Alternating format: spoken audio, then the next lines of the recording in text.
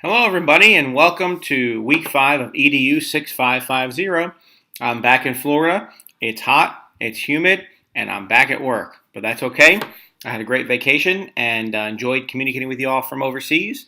But one of the real nice things about being home is cheaper gas prices, better cell service, and better home internet. So those things are all great. And those of you who just finished a chat with me this evening, I enjoyed talking with you all. And I'm going to talk about that first just to make sure everybody's on track.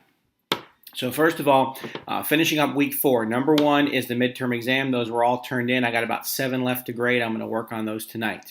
Number 2 is making sure you finish out your discussion chats, your discussion forum posts for week number 4. And several of you still owe me responses by tonight at 11:55 p.m. Number 3.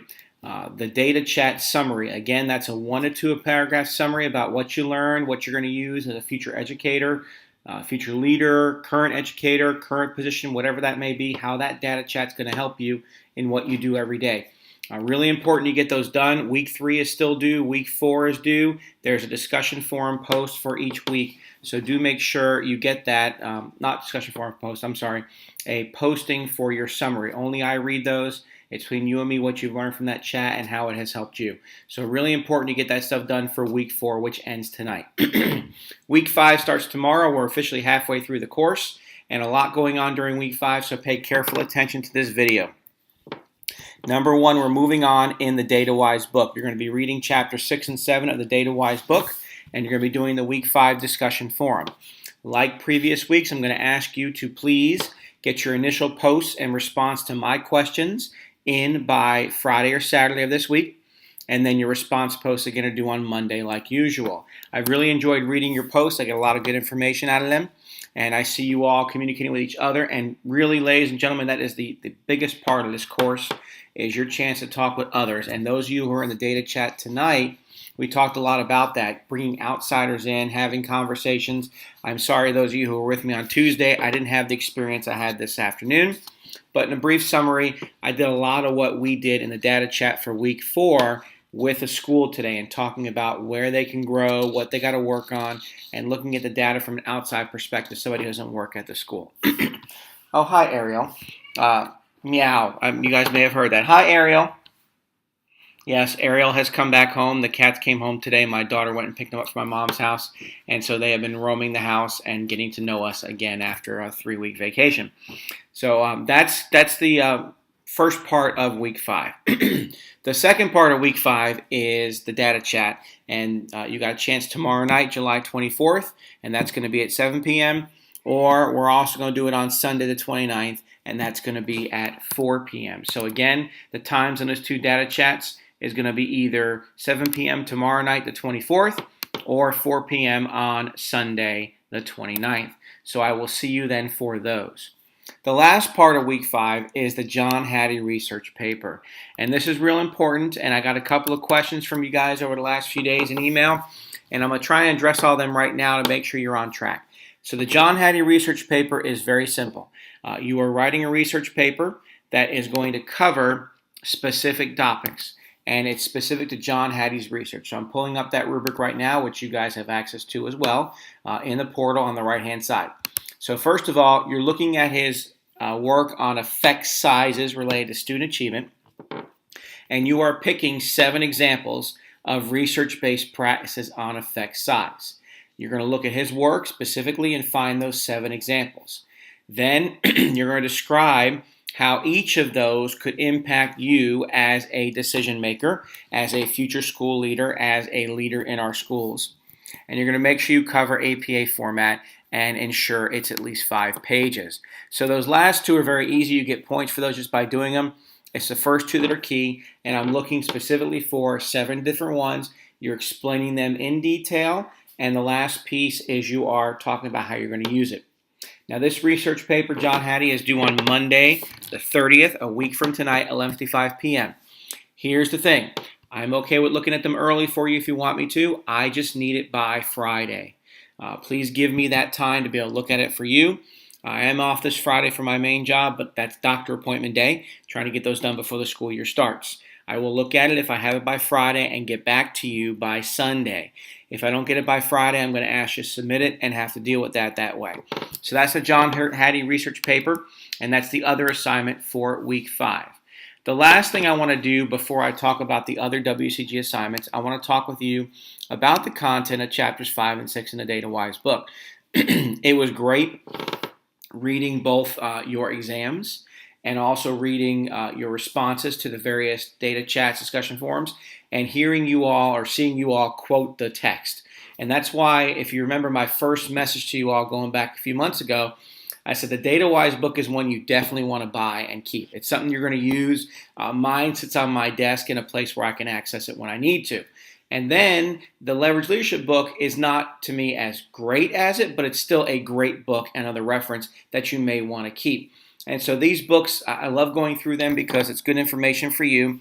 And I've outlined it for you 2 ways. Number 1, that chapter outlined on the right-hand side of the portal. And number 2, in the weekly discussion forum piece. So the next phase, if you follow the text, it does go in a logical format, is talking about instructional strategies. This is chapter 6, and developing an action plan. One of the most important things you do in the action plan is developing a common vision and getting buy-in. Now, we've talked about relationships, planning with your teachers, supporting your teachers, teaching your teachers. I noticed several of you on the exam talked about training. If you were the principal, you would train your teachers on what you want them to know. That's huge. I cannot stress that enough, that training teachers on what they have to know is very, very important. Many of you in your responses to our data chats have talked about that as well. So that's chapter 6, all about that piece of common vision, getting solutions to problems, and going in the right direction as a team. Chapter 7 then gets into the planning of it. So the question I asked you all on the midterm exam about your plan did not expect you to have gone this far. It was a basic plan of what you would do. It was based on what we covered at that point. This one now talks about specific assessments, specific things you're looking for, data sets. If you remember the first data chat, we talked about what you would need additionally. Many of you in the data chat today and previously on Tuesday talked about additional information you would want. That's what Chapter 7 is all about. It's about getting ready and planning that progress throughout that year. A good chapter to cover as well. So that is week 5 in a nutshell. A little bit less stressful than week 4 where you had the midterm. And again, I'll have the rest of those graded tonight. What I do want to talk about last but not least is the remaining WCG assignments. And again, you have number 4 and number 5. And logically, of course, we're doing number 5 before we do number 4.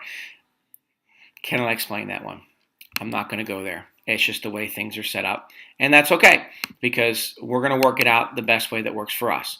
So real quick, WCG number 5 is going to be due on, it's on August 6th. So that is 2 weeks from tonight.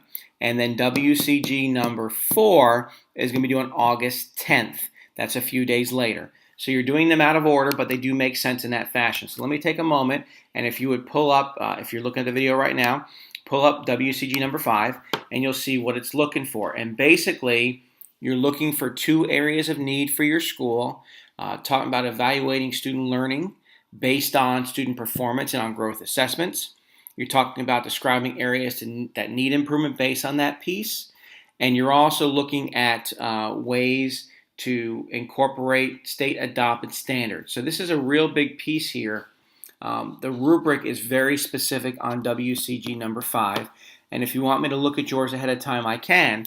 But also, you'll find in the syllabus that it is described for you in detail the components.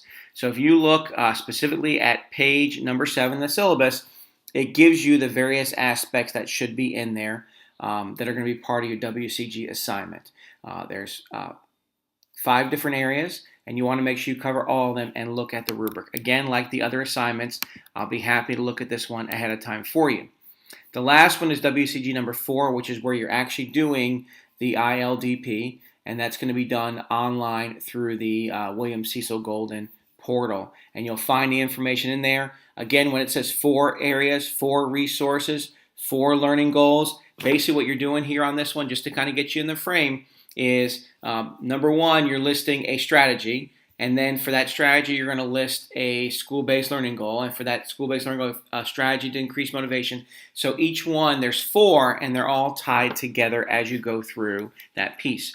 remember on WCG number 4 that there is an additional one-page summary reflecting on what you did in the assignment. So in addition to doing the assignment, the 4 strategies, 4 pieces, you're also doing the one-page full reflection on that.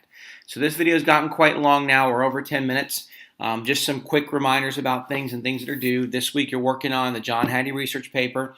The data chat's either tomorrow or Sunday. And then, of course, don't forget about doing your discussion forum posts.